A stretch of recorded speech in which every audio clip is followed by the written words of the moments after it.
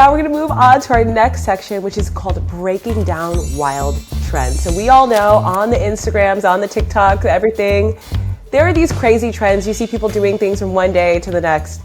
And because we have you, Kate, as an expert, we'd love for you to break down a few of these wild trends. Mm-hmm. Now, here's the first one. Everyone is tapping. EFT is trending. I see people doing it all the time, talking about how EFT, has really been transformational in their life. Yeah. Is it really helping the nervous system, or is it just a placebo effect?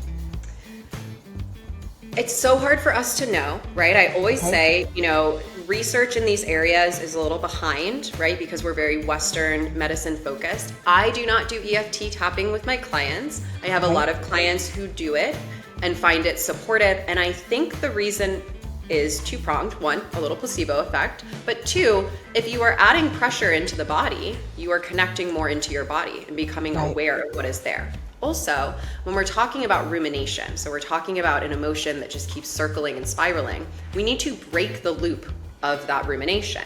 And one of the ways that we do that is through movement or touch, because it distracts the mind enough that it breaks the kind of spiral, right? And so that, if you're doing a full kind of tapping routine, right, you are focused again on those pressure points, and you almost lose or get a little distracted from, but not in a way where you're repressing it, just kind of like breaking it from whatever sensation is causing you discomfort. So I can definitely see why there would be a benefit based on the science in general around regulation work. Interesting, fascinating. Let me ask this one, because this is something that I really feel torn about. Mushroom coffees and stress gummies. So I'm gonna admit I do drink mushroom coffee. Oh, I love it. But I'm like, am I drinking this because I think it really works, or what? I just don't know. So let me ask you this: are we just trying to hack what needs deep work, or are these things like mushroom coffee and stress gummies or whatever else it may be, are they actually really helpful for our nervous system? Oh, I love mushrooms. I think they have so many health benefits, right? And I even have in my own journey done some like microdosing for building more kind of like cognitive ability. I have had a lot of clients do that and support depression or anxiety through that. And then also clients who have taken things like lion's mane, where there's no psychedelic effect, and really just seen an improvement in their health, right? So I think mushrooms are great.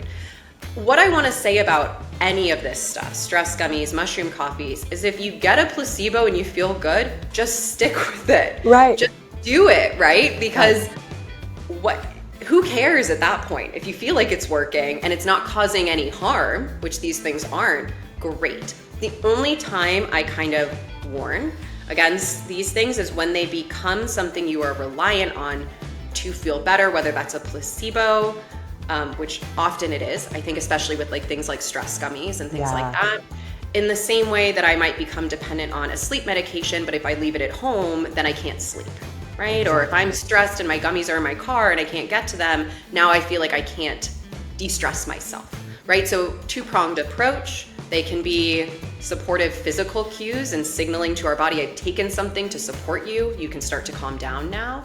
But most of it is coming from our mind's decision of, oh, you've taken something, I'm allowed to calm down now through that association. Absolutely. And I feel like understanding that difference is key. And also being okay with it. Like saying like, hey, I love my mushroom coffee in the morning and makes me feel great. So, is it actually doing anything? Don't know, but c'est la vie. Totally. Another one I keep seeing, really interesting, the 5-4-3-2-1 grounding method, has gone viral. I feel like it's gone viral again and again and again. Can it really help with chronic dysregulation? To me, it's stress management. I think, again, like we were talking about in the beginning, if we are only doing things on a prescriptive basis, meaning I'm feeling stressed, therefore I'm doing this kind of way of looking around and for things I can see and whatever I can touch.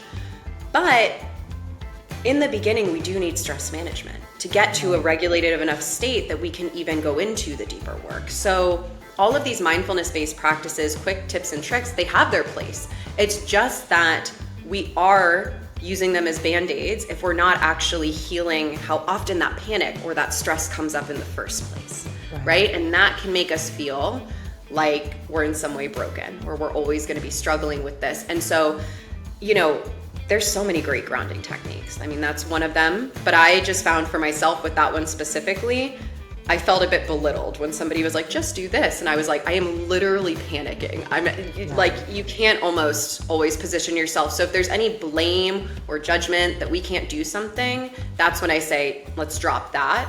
Because a lot of these quick practices aren't going to help somebody who's in a pure survival state. Like at that point, our survival mind is taken over. It does not care what you can see and what you can touch and all of that. It is just fully in that zone.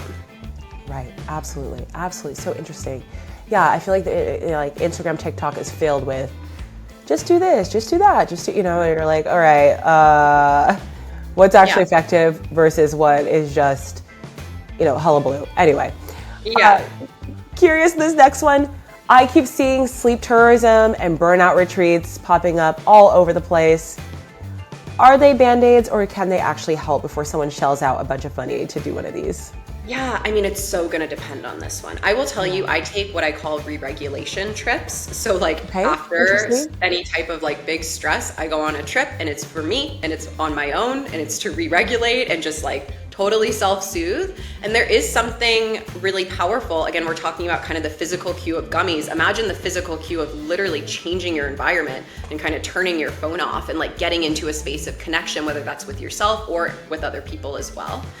The only thing I am wary of with retreats is if somebody is leading them who is, again, trying to show you that it worked. So they try to open a bunch of stuff up to prove to you that like, look, I got you to cry, and look, I got you to feel all these feelings, when it was just way too much for your system, and it was way too intense of an environment. And I've had clients have this experience before, and we've actually had to, it kind of like set them back in a way, and then we had to go and rebuild from a space that was further burnout because they got so activated, opened up so much stuff that then they shut down even harder.